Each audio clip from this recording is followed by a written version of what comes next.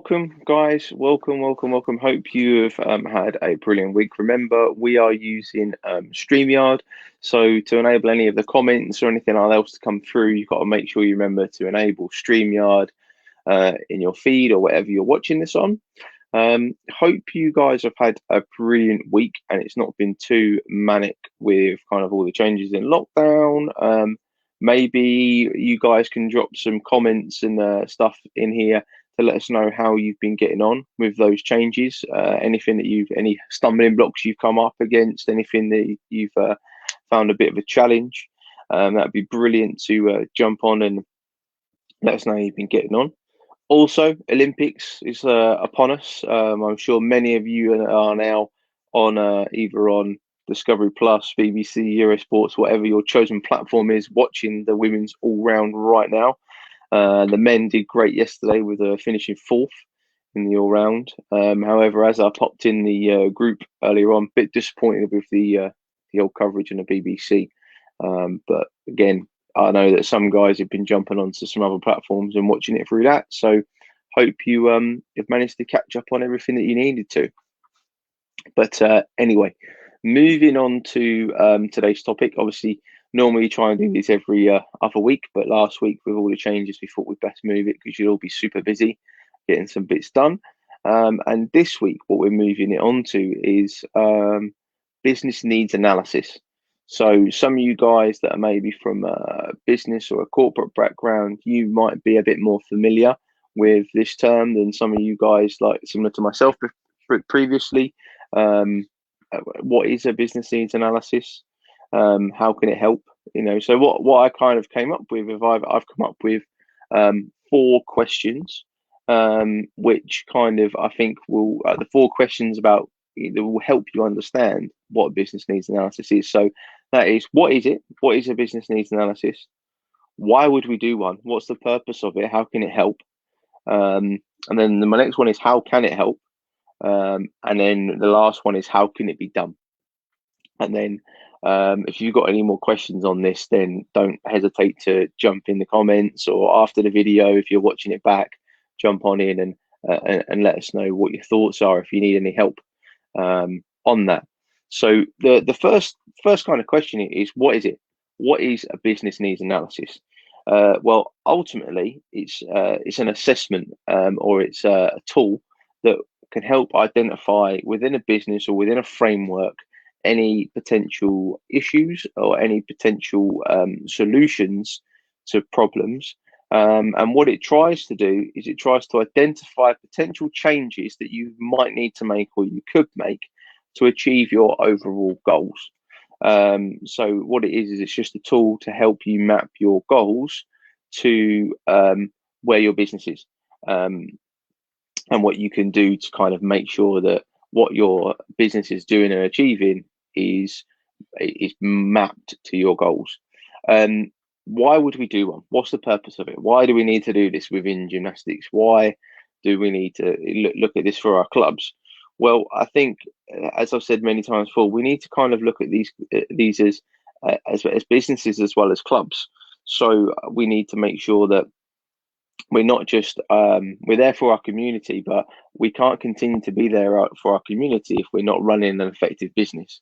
So those are the kind of the important bits. But maybe there's things like you're at a standing point, you're at a hitting point, you're having struggling retaining members, or maybe you can't recruit new members, you've got high turnover of staff.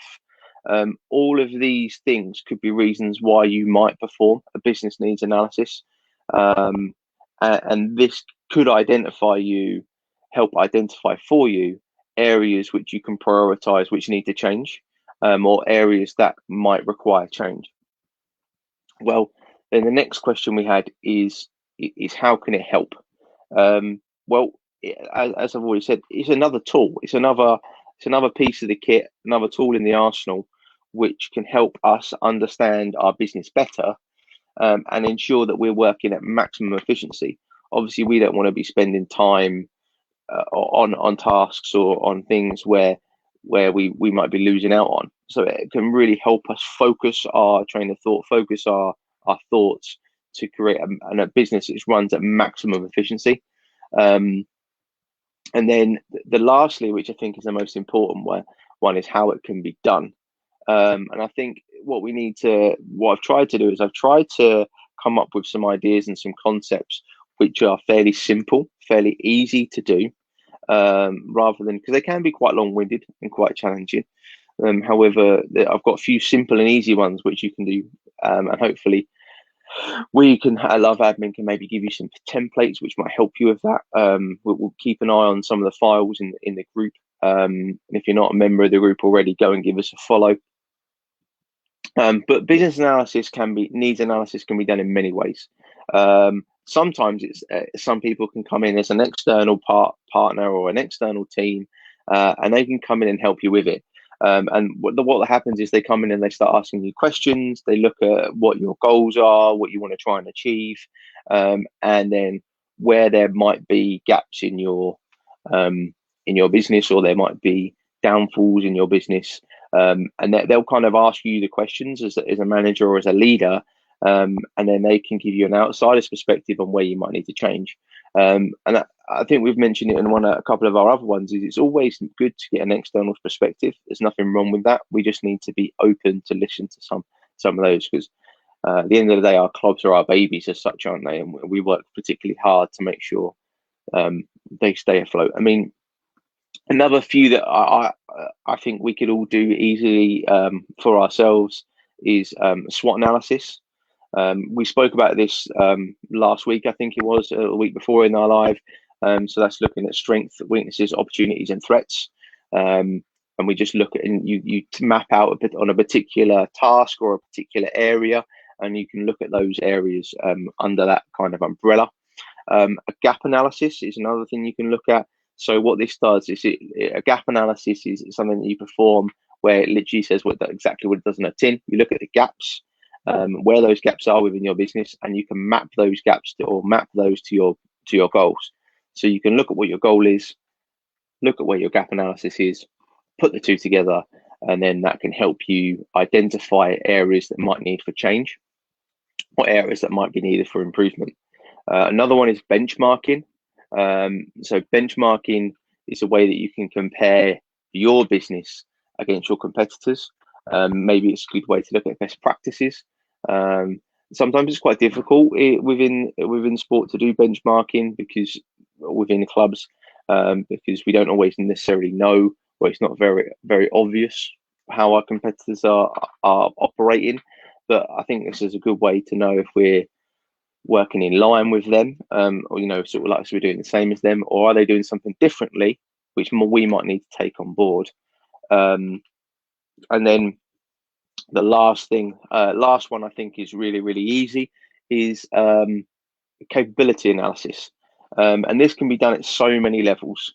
And I think the easiest way to do it is you start off at a high level. So you start off maybe looking at a particular strategy, or you look at a particular process. So for example, let me just pick marketing, for example, because the guys have done a lot of work on some of that in some other articles.